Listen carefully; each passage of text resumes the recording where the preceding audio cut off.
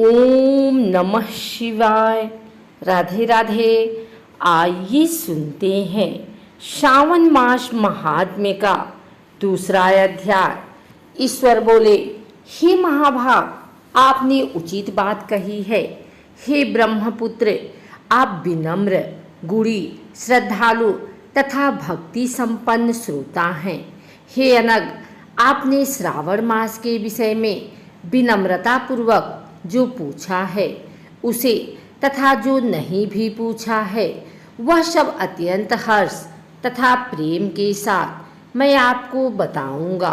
द्वेष ना करने वाला सबका प्रिय होता है और आप उसी प्रकार के विनम्र हैं, क्योंकि मैंने आपके अभिमानी पिता ब्रह्मा का 5वां मस्तक काट दिया था, तो भी आप उस द्वेष भाव का त्याग कर मेरी शरण को प्राप्त हुए हैं।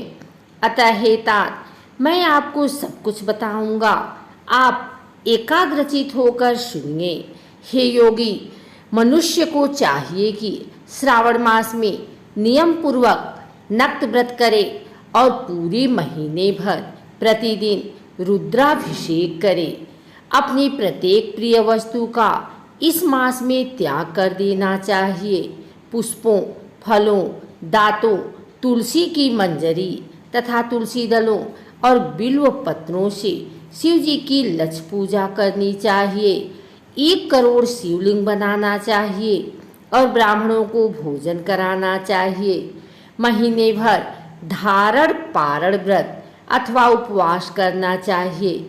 इस मास में मेरे लिए अत्यंत प्रीतिकर पंचामृताभिषेक करना चाहिए। इस मास में जो जो शुभ कर्म किया जाता है वह अनंत फल देने वाला होता है। हे मुने, इस माह में भूमि पर सोए ब्रह्मचारी रहें और सत्यवचन बोलें। इस मास को बिना व्रत के कभी व्यतीत नहीं करना चाहिए। फलाहार अथवा हविष्यान्न ग्रहण करना चाहिए। पत्ते पर भोजन करना चाहिए। व्रत करने वाले को चाहिए कि इस मास में शाक का पूर्ण रूप से परित्याग कर दे।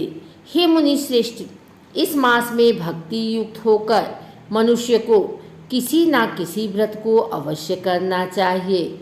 सदाचार परायण भूमि पर शयन करने वाला, प्रातः स्नान करने वाला और जितेंद्रिय होकर मनुष्य को एकाग्र किए गए मन से प्रतिदिन मेरी पूजा करनी चाहिए। इस मास में किया गया पुरस्चरण निश्चित रूप से मंत्रों की सिद्धि करने वाला होता है।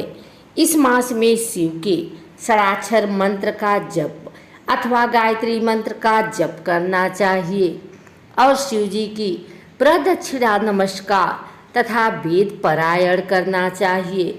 पुरुष युक्त का पाठ अधिक फल देने वाला होता है।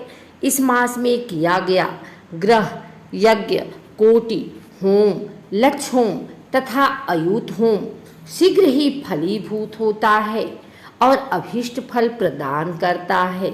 जो मनुष्य इस मास में एक भी दिन व्रतहीन व्यतीत करता है वह महाप्रलय पर्यंत घोर नरक में वास करता है। यह मास मुझे जितना प्रिय है उतना कोई अन्य मास प्रिय नहीं है। यह मास सकाम व्यक्ति को अभीष्ट फल देने वाला तथा निष्काम व्यक्ति को मोक्ष प्रदान करने वाला है।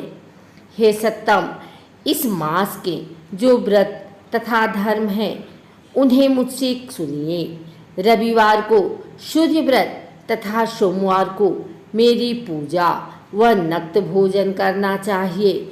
श्रावण मास के पहले सोमवार से आरंभ करके 3.5 महीने का रोटक नामक व्रत किया जाता है। यह व्रत सभी वांछित फल प्रदान करने वाला है। मंगलवार को मंगल गौरी का व्रत, बुधवार व बृहस्पति के दिन इन दोनों वारों का व्रत, शुक्रवार को जीवंतिका व्रत और शनिवार को हनुमान तथा नरसिंह का व्रत करना बताया गया है। हे मुने, अब तिथियों में किए जाने वाले व्रतों का श्रवण करें।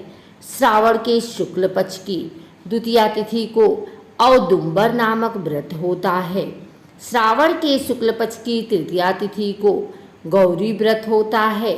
इसी प्रकार शुक्ल की चतुर्थी तिथि को दुर्वा गणपति नामक व्रत किया जाता है। हे मुने, उस चतुर्थी का दूसरा नाम विनायक चतुर्थी भी है। शुक्ल पक्ष में पंचमी तिथि नागों के पूजन के लिए प्रशस्त होती है। हे मुनि श्रेष्ठ, इस पंचमी को रौरव कल्पादि नाम से जानिए। षष्ठी तिथि को सुपौदन व्रत और सप्तमी तिथि को शीतला व्रत होता है। अष्टमी अथवा चतुर्दशी तिथि को देवी का पवित्रारोपण व्रत होता है। इस माह के शुक्ल तथा कृष्ण पक्ष की दोनों नवमी तिथियों को नक्त व्रत करना बताया गया है। शुक्ल पक्ष की दसवीं तिथि को आशा नामक व्रत होता है। इस मास में दोनों पक्षों में दोनों एकादशी तिथियों को इस व्रत की कुछ और विशेषता मानी गई है। श्रावण मास की शुक्ल पक्ष की द्वादशी तिथि को श्री विष्णु का पवित्रारोपण व्रत बताया गया है। इस द्वादशी तिथि में भगवान श्रीधर की पूजा करके मनुष्य परम गति को प्राप्त करता है। उत्सर्जन, उपाकर्म, संभादीप, सभा में उपाकर्म, इसके बाद रक्षाबंधन, पुनः श्रवणाकर्म, सर्पबलि और हयग्रीव का अवतार, ये 7 कर्म पूर्णमासी तिथि को करने हेतु बताए गए हैं। श्रावण मास के कृष्ण पक्ष में चतुर्थी तिथि को संकष्टी चतुर्थी व्रत कहा गया है और श्रावण मास के कृष्ण पक्ष की पंचमी तिथि के दिन मानव कल्पादि नामक व्रत को जानना चाहिए। हे द्विजोत्तम, कृष्ण पक्ष की अष्टमी तिथि को श्री कृष्ण का पूर्णावतार हुआ। इस दिन उनका अवतार हुआ, अतः महान उत्सव के साथ इस दिन व्रत करना चाहिए। हे मुनि श्रेष्ठ, इस अष्टमी को मनवादि तिथि जानना चाहिए। श्रावण मास की अमावस्या तिथि को पिठौरा व्रत कहा जाता है। इस तिथि में कुशों का ग्रहण और वृषभों का पूजन किया जाता है। इस मास में शुक्ल पक्ष की प्रतिपदा तिथि से लेकर सब तिथियों के पृथक पृथक देवता हैं। प्रतिपदा तिथि के देवता अग्नि, द्वितीया तिथि के देवता ब्रह्मा, तृतीया तिथि की गौरी और चतुर्थी के देवता गणपति हैं। पंचमी के देवता नाग हैं और षष्ठी तिथि के देवता कार्तिकेय हैं। सप्तमी के देवता सूर्य और अष्टमी के देवता शिव हैं। नवमी की देवी दुर्गा, दसवीं के देवता यम और एकादशी तिथि के देवता विश्वदेव कहे गए हैं। द्वादशी के विष्णु तथा त्रयोदशी के देवता कामदेव हैं। चतुर्दशी के देवता शिव, पूर्णिमा के देवता चंद्रमा और अमावस्या के देवता पितृ हैं। ये सब तिथियों के देवता कहे गए हैं। जिस देवता की जो तिथि हो उस देवता की उसी तिथि में पूजा करनी चाहिए। प्रायः इसी मास में अगस्त्य का उदय होता है।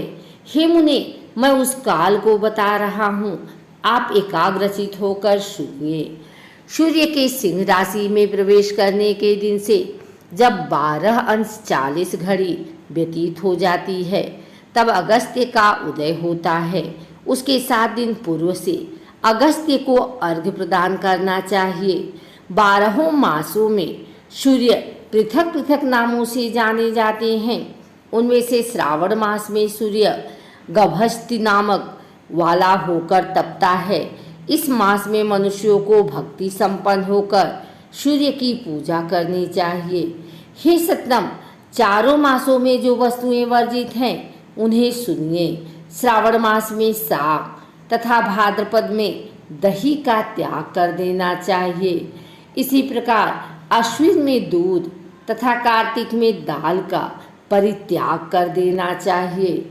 यदि इस मासों में इन वस्तुओं का त्याग नहीं कर सके तो केवल श्रावण मास में ही उक्त वस्तुओं का त्याग करने से मानव उसी फल को प्राप्त कर लेता है।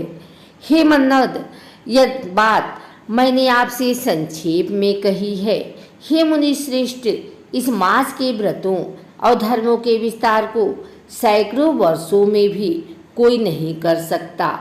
मेरी अथवा विष्णु की प्रसन्नता के लिए संपूर्ण रूप से व्रत करना चाहिए।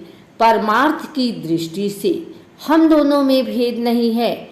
जो लोग भेद करते हैं वे नरकगामी होते हैं। अतः हे सनत कुमार, आप श्रावण मास में धर्म का आचरण कीजिए।